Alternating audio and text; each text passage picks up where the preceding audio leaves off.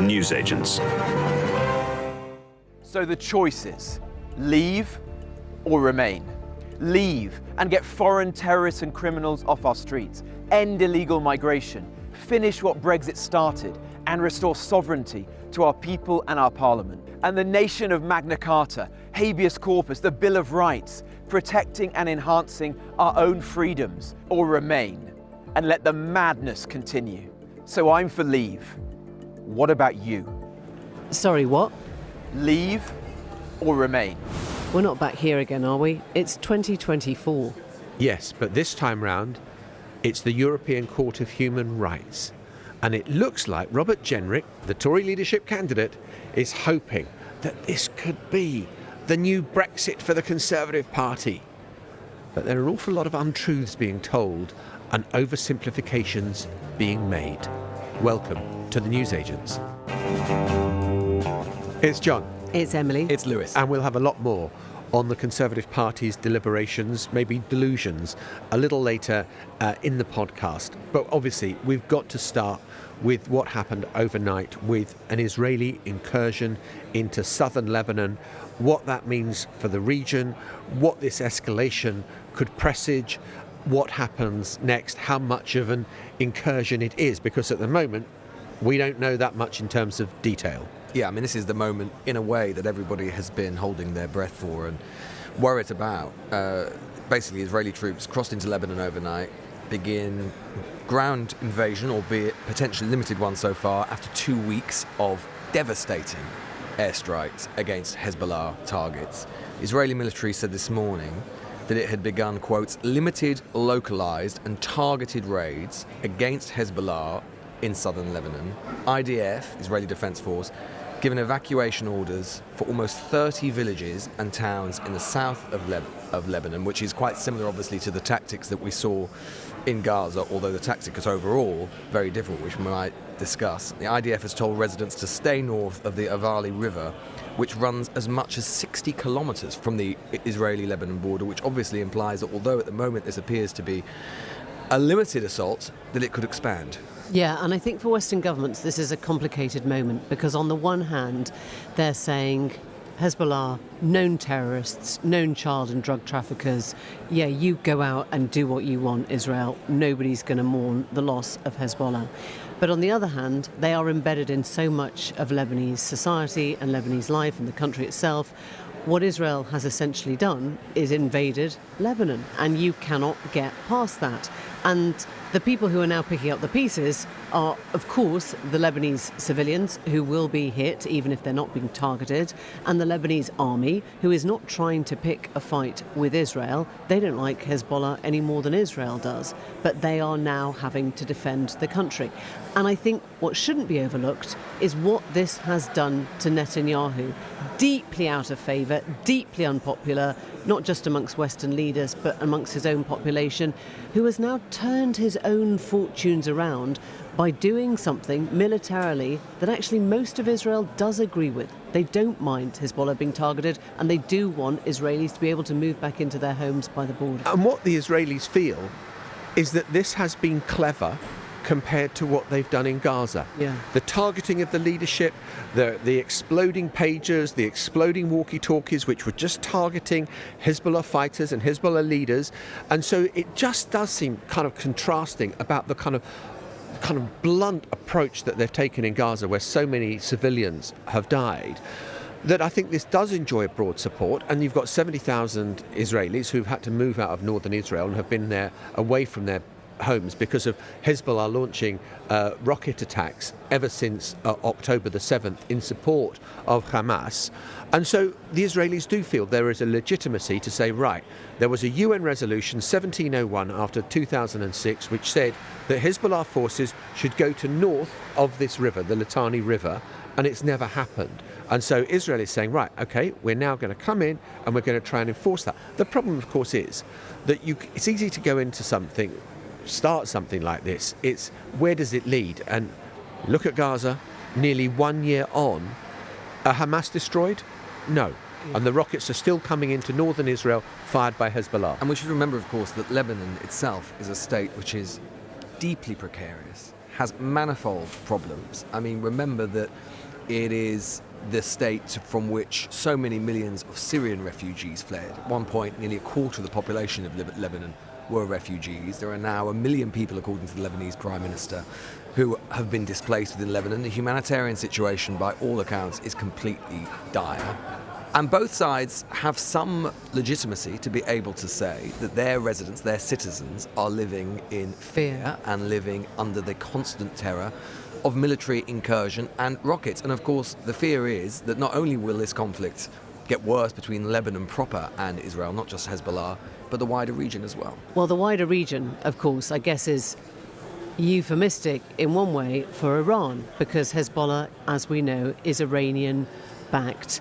And last night, the Israeli Prime Minister gave an address to the nation, but he was speaking to the people of Iran, trying to tell them that they should believe that Israel was doing it to make their lives better.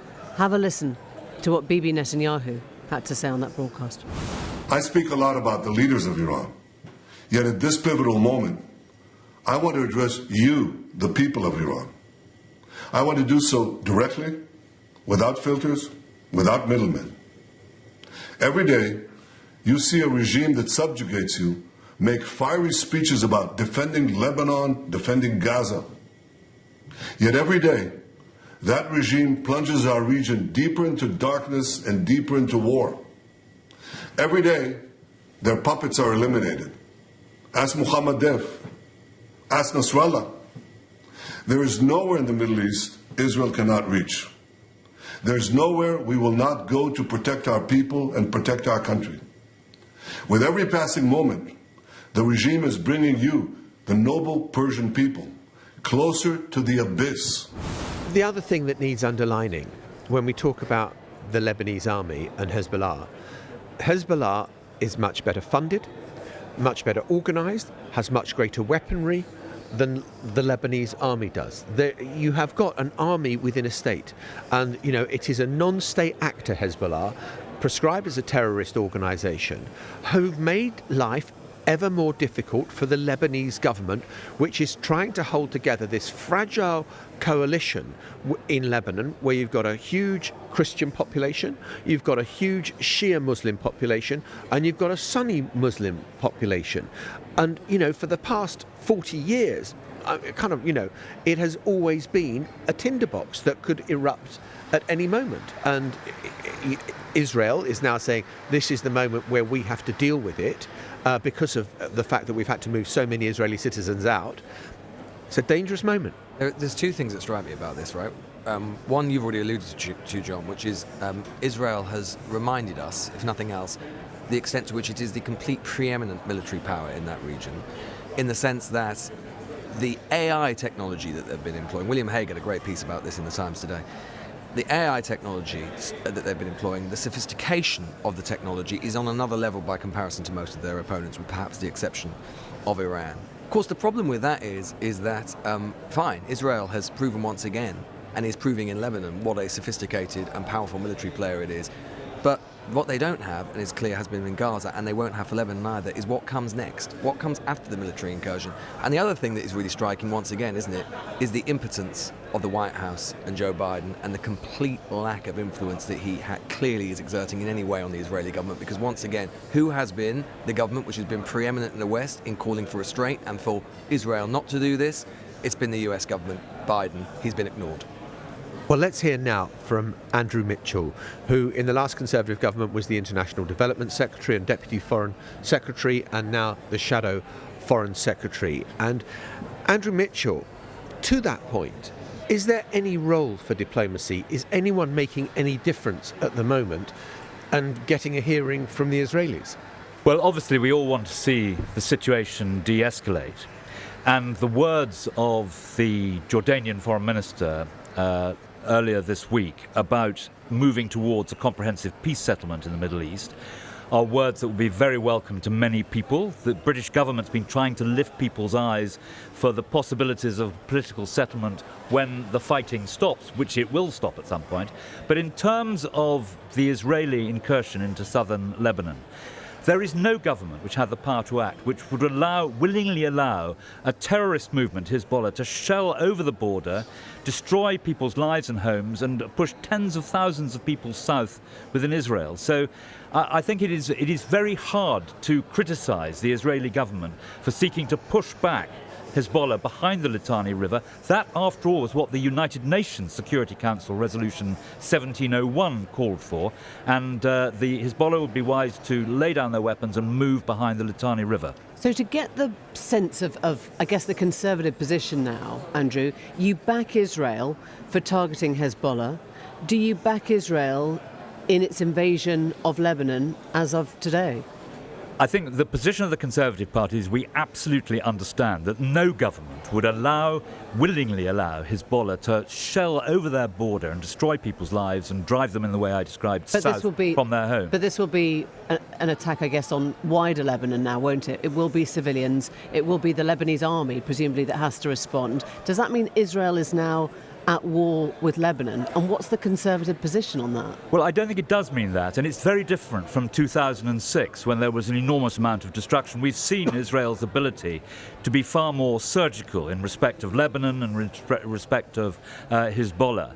And I hope very much that a limited incursion which destroys Hezbollah's ability to fire those weapons from that area 18 miles beyond the border will be successful. And as I say, I think it's hypocritical to say that Israel shouldn't do that when you consider that any government, what would our government do? We would definitely take action to stop our people being killed and moved by this terrorist organisation. But Andrew, as you well know, these things are easy to start and very difficult to stop and to finish. And here we are about to commemorate the anniversary of October the 7th. And a year on, the fighting has continued. Hamas has not been destroyed. If it's true that Hezbollah has this network of underground tunnels and all the rest of it, there is the danger that it repeats Gaza. There is the danger, of course, and that is why we've been trying to support those who want to de-escalate. But you are asking me about the recent Israeli incursion into southern Lebanon against Hezbollah. And what I'm saying is that incursion, which I think is very different from 2006, the technology has changed enormously, as we have seen from what Israel has done in Lebanon. And also, if the Lebanese army, which Britain helped to train, is able to fill that vacuum between the Litani River and Israel, that would mark real progress. We were both together at the Fringe Group evening, the Conservative Friends of Israel. We heard from each of the four candidates, and you made the keynote speech. And yours was the only speech that mentioned Gaza or that mentioned a two-state solution. I mean, does it worry you that it didn't occur or wasn't possible for any of those now standing for the leadership to talk about Gaza, to talk about the two-state solution at the heart of this? Well, I had the opportunity to speak for 10 minutes and to make a case for the Conservative Party's position on this. All the four candidates spoke only very briefly for 2 minutes. So doesn't take long. I think it's hard to criticise them for not perhaps saying more comprehensively about the situation in the Middle East. And they are all campaigning for votes and for support. So I think that's rather a harsh criticism. But what the Tory party is strongly in favour of a two-state solution. And whatever people say about the difficulty, by definition, in the end, there will be a two-state solution. I mean, because Robert there are Jenrick's these talking two about states. Moving the embassy, isn't he, to Jerusalem and having Stars of David at the airports and the ports. I mean, what's your response to that? Well, I think at the ports and the airports we have this Britain is great, extolling what happens in Britain and all the many things in terms of trade and culture that we champion and celebrate in Britain. I think that's a very good thing to have in an airport corridor. Well, then what about that some cultures are better than others, which is what we heard from Kemi Badenoch? Is that a good thing to be saying? Well, the candidates must all take responsibility for what they say and how they say it. But I mean, Would you have said that? You're in Birmingham, Britain's second city, where, in terms of the cultural mix and the excellent relations between different minority groups, you can see all sorts of different cultures being celebrated. And I'm very proud that Birmingham, where this conference is taking place, is such a good example of that. Would you have used those words? Well, I've used my own words. I wouldn't ape the words of anyone else. I've just used my own words to describe the position in Birmingham. How are you feeling about the contest more broadly? I mean, do you think it's going to shape up to be a healthy one for the Conservative Party? Yes, I think one of the reasons why you senior journalists have detected an unusually optimistic view here, and rather different from Labour's conference last week in Liverpool, is because we are focused on these four people and which of them will deliver for their party and their country. And I think there's a general view here that all four of them will do a much better job than Keir Starmer is doing. I have no idea which of them I'm going to vote for. That's why I'm tomorrow going to sit and listen to the four presentations and try and make up my mind. Andrew Mitchell, thank you so much. Thank you very much. And since we spoke to the Shadow Foreign Secretary Andrew Mitchell, we've actually had some breaking news coming out of the US that believes Iran is preparing to imminently launch a ballistic missile attack against Israel. That's coming from a US official, and they have threatened severe consequences if the attack were carried out. In a moment, we'll be discussing the feel of this conference on day 2 and asking why they're all talking about the ECHR. What is it, and what would actually happen if we did leave? Well, one of the things that has dominated the conference is not a person per se, it is a body. It is the European Court of Human Rights. And this has become the next kind of weird mantra that some on the Tory right have flung around in a sort of Brexity spirit to make it sound like all our problems would just wonderfully vanish if we left this body. And Robert Jenrick is leading the pack here. He's made it very clear that if he is leader, or if he gets to be Prime Minister, I think you have to do this with Parliament's sign-off. He would want to take us out of the ECHR. And as ever, with these sort of amorphous bodies, they become reduced down to bogeymen. So in Jenrick's mind, the ECHR is a thing that is responsible for high numbers of immigration, not true, high numbers of illegal immigration, not true, and is the body that stopped us from sending people on flights to Rwanda. Also not true, the Supreme Court did it first.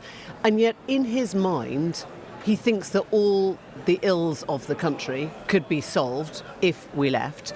And in his video yesterday, he declared, went a step further and declared that the armed forces, soldiers, active soldiers, are having to kill terrorists rather than detain them and try them because we are part of the ECHR. Let's play you a little bit.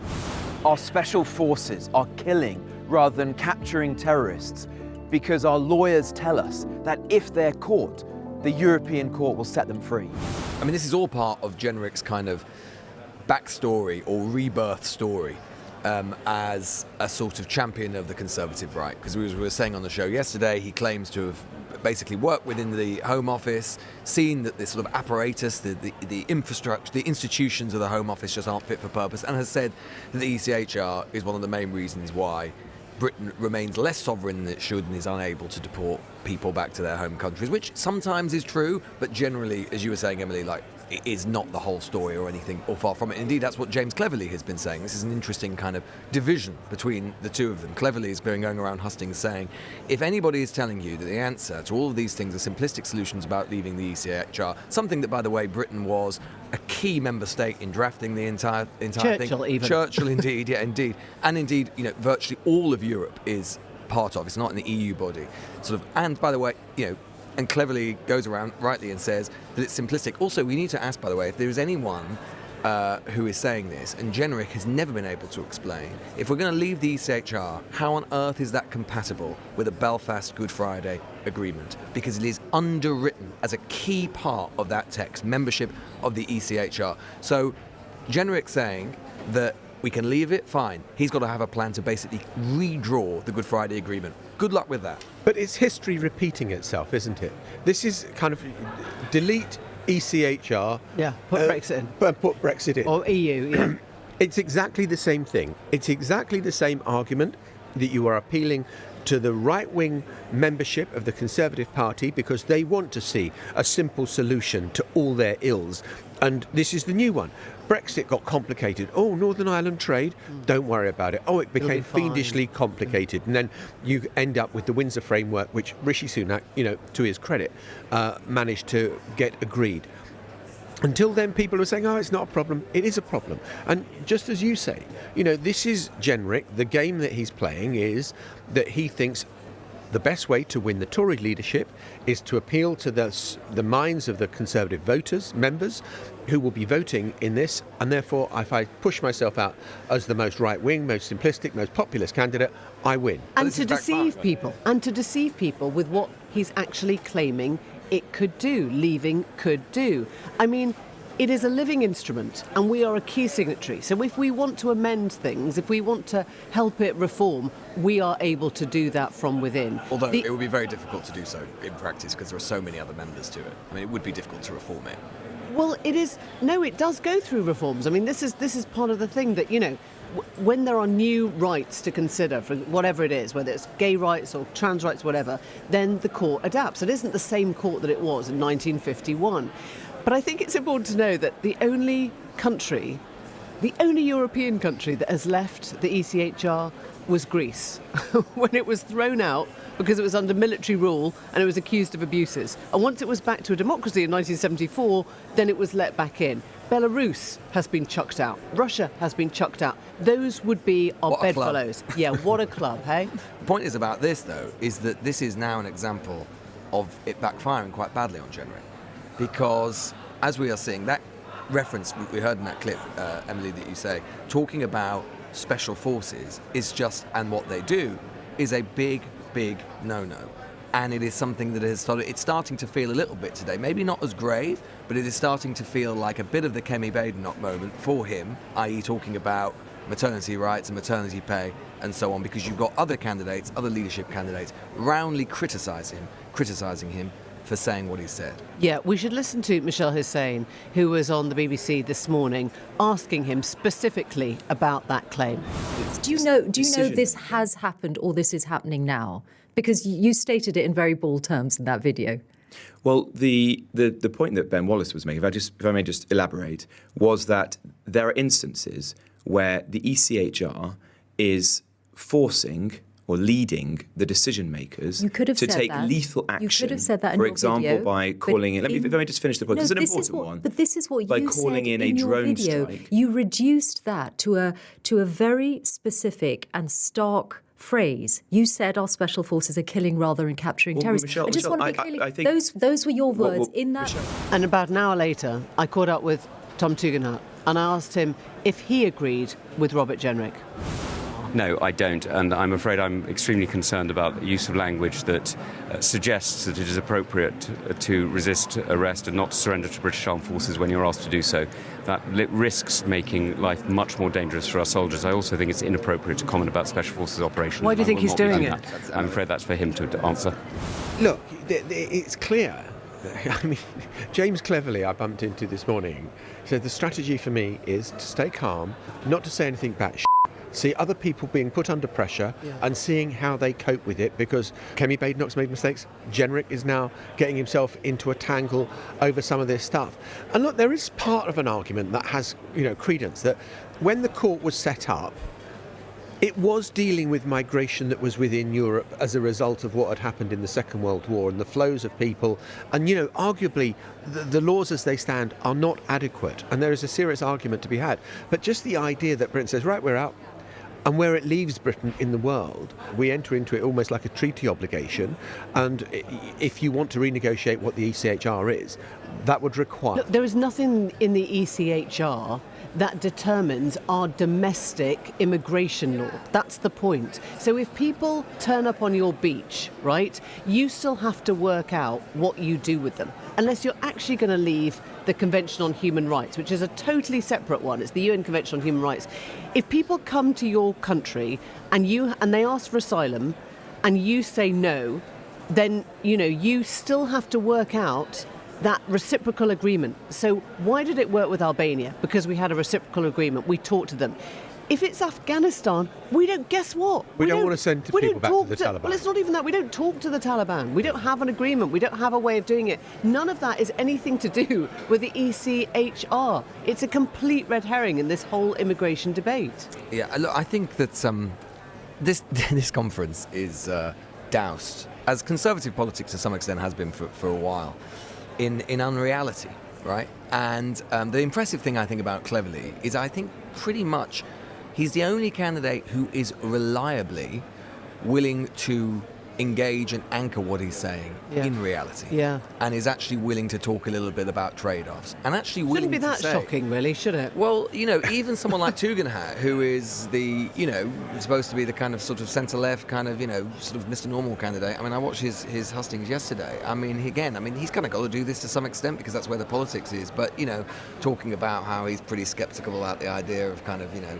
climate emergency as a term and all this sort of stuff, They are all moving in, a very particular direction. And the thing that really strikes me about this conference, we sort of talked about it a little bit yesterday. I am kind of amazed at the extent to which they are not engaging in any way in a real clear autopsy as to what happened in July. I think it's almost like there's all this, everyone's so happy. You should be less happy. You should be much less chipper than you are. In the same way that maybe Labour... you could go and spread some doom and gloom. I'm very happy to. Look, I don't want to be the bearer of bad news here. The British electorate was. The number of votes you got at the general election, you got 21%. Before July, the Conservative Party had never got less than 30%. So they got 21% of the 60% who voted. There are so few Conservative voters out there. This is a party which should be taking a long, hard look at itself. And insofar as it is, the answer they're coming up with is, it's because we weren't conservative enough. No, the voters didn't understand us properly. No, the voters did understand you, and they gave you their verdict. I think there's a temporary blip here, and I think that's because the Tories' favourite donor ever is Wahid Ali, right? They think that what's happening here is explained by the mess that Labour's got itself into with all the freebies. And so what they're feeling is not part of the post-mortem and the long, hard look. It's just... they're on a sugar rush, they're on a high because they think that Labour's done particularly badly in the 2 weeks leading up to their conference, and that's fine. I think it could be very electorally damaging for James Cleverly for us to speak so well of him, because he's probably thinking, why, my God, the last bloody thing I want is the newsagents coming. Kiss of death. Kiss of death. I mean, but he is saying, and he's going to argue, I think, tomorrow, to say, listen, we can't be thinking this is a nice place to be and what fun it is to be in opposition. Opposition is grim, and he wants the Conservatives, as it has historically been, to be the party of government. And I think that he thinks that some of his colleagues have taken absolute leave of their senses, the fact that they're going around and having such a fun time here in Birmingham. Now, obviously, Birmingham is a great city to have fun in, but the politics of this are dire for the Conservatives. And I think that any other explanation that, things are grim is unrealistic. And, I think that you assume that all they're doing here is soul searching, wondering about getting back into power. A lot of people are here because they're looking for jobs. I mean, quite frankly, they're here because they don't have jobs, because they're networking, because they can see their friends, and because they're trying to get jobs. And I'm not mocking that at all. I'm saying it's a slightly different thing that they're doing. I think a very, very small section of the Conservative Party or the Conservative members are soul searching. I think everyone else is here because they're just sort of thinking, I kind of miss all that. Can I just add as an aside, there is something sort of still remarkable about the brutality of electoral politics when you see former cabinet ministers who kind of walked with sort of such stature, a few months ago, now kind of hanging around, not sure what to do with themselves, back at the conference and don't know where they quite belong. I mean, I do think it is remarkable. I think there's something sort of slightly deeper going on as well, though, which is that this is a party which is behaving a little bit like the Labour Party does at its worst, which is they're relieved. Large numbers of them are relieved to be in opposition. That it's a safer place, it's a purer place, it's an easier place where you don't have to deal with the complexity of reality. I mean, here's an example, right? where is the autopsy or the reflection about the fact that public services were left pretty much in their worst place that they've been in modern history? There's no analysis around here about that. The only analysis about everything is, well, we weren't conservative enough. Why were we spending more money? Again, no introspection or thoughtful analysis at all about the fact, one reason that the last conservative governments ended up spending more money and making the state bigger? Well, it's because the needs of the state to get bigger are there. They're structural. We've got an ageing population. That has an effect on the NHS. It's not because these conservative governments, to speak in their defence, loved the state or weren't conservative. It's because the structural demands on the British state are changing and they're shifting. But there is absolutely zero kind of thoughtful reflection from anyone serious, and Truss, is a great example of it, on any of these matters, because they would prefer to simply wade in the kind of waters of unreality where everything basically comes down to the idea that we didn't have enough will, that we weren't sufficiently and adequately ourselves. It's just nonsense. Liam Fox said something to me on the first night, and he said governments are like people. They actually get exhausted, and we needed this. We needed to be out of office because you get exhausted. But I just want to go back to your point on the Tom Tugendhat campaign and his sort of... It's a very odd position that Tom is in now, because he's sort of... On the one hand, he's trying to be the middle straight guy, and on the other, he's trying to sort of reassure the membership on his lurch to the right. And it's starting to remind me a bit of all those politicians around Boris Johnson who suddenly started believing in no-deal Brexit. Do you remember? And it was kind of like, yes, we're all in favour of no deal. We're all in favour of no deal. Now, Boris Johnson's just, put in his book, he would never have done no-deal Brexit. I mean, why would anyone believe anything that he writes ever in a book? But, but if you take him at face value, he's now created this arena of people who've all said that they would do the thing that the front runner says he would do, when the front runner is now saying he wouldn't have done it anyway. So I just find it a really bleak place that you've got somebody like Tom, who actually could do really well just by sticking to the middle lane, I think, saying, I don't want to leave the ECHR, but I would be prepared to if we had to. And you're sort of thinking, why would you say that? I think this is a party which should be more scared than it is. To be honest, in July, I thought that this conference would be characterised by existential angst. We touched yesterday on the idea, if this were the Labour Party, they would barely have got out of bed, right? They would be absolutely anguished, as they were in a sort of similar-ish, although better result back in 2019 and the conference of 2020. And I think to some extent that is born, partly because, as you say, Emily, yes, they're relieved that Labour seems to be dropping the ball a little bit, and that they think, actually, maybe we will be back in 5 years rather than 10 or 15. I think part of it, though, is born of the fact that the Conservative Party is used to winning, and unlike the Labour Party, it basically in its bones thinks that it will be back again. Well, and I think Grant Shapps is the one running around at the moment who has just started Conservative Together, which is meant to be modelled on Labour Together, which is the Morgan McSweeney sort of, body for how we do this. And Grant Shapps, as we know, is very fond of the old his spreadsheet. And the big fancy iPhone. I think he is thinking about these things. I mean, we've invited him on. I think we'll talk to him about his plan for getting Conservatives back in power. But it might be, dare I suggest this, they don't need a long, hard look at themselves. They never take that long, hard look at themselves. They just wait for Labour to trip up. And for a party that is used to being in power, that's enough. But I think but in 97... that was a catastrophe because Labour didn't trip up.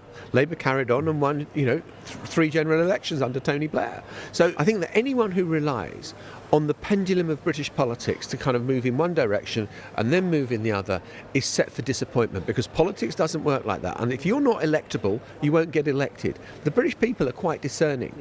And I think that was the lesson of 97, that was the lesson of 2010, where they weren't quite sure about giving the Conservatives an absolute majority, and you end up with a coalition government. In 2019, Boris Johnson was going to get Brexit done. The British people liked that. And in 2024, they've said enough of the Tories. And I think the Tories can't just think, oh, well, there's an inevitable pendulum that will push them back into power. My reading of this conference is that they should be more scared. And if they were more scared, and if they were actually reading how parlous their political position is, which is because you've got the Lib Dems who are now absolutely rampant in many of those old southern heartlands. There's no particular reason why the Lib Dems will be going anywhere. They're not in government, and they're actually going to be on the advance. They've got reform breathing down their neck, and they've also got a Labour vote which, although small, is potentially durable, in those circumstances, you might think that they would decide to go for the least risky, the kind of option, someone who might just be able to, we were talking about yesterday, which would probably be James Cleverly, but my reading instead is they don't want that because they're not scared enough. They think that they have the political space to go for the ideologue. They would much rather have, just like Jeremy Corbyn in 2015 with the Labour Party, they would much rather have a version of Political their idealised purity. self reflected back I at have them, to say, and that's this why is they'll now go the for an audio ideologue. equivalent of a Hitchcock film. You've just told me that we should be so scared, that they should be so scared. So many times I'm actually starting to feel it myself. Should we have the music? Honestly, the music. I want the birds tapping at the window. The music of Psycho just kind of in the background, and you're going to see the shower curtain, and you know quite that Lewis going to be Goodall's reaction they're face. having to what's happened, I have to say. And before we go, happy birthday, Jimmy. Jimmy Carter, peanut farmer, President of the United States, 76 to 80, and now 100 years old today. Amazing. Amazing man. The man who beat the hospice.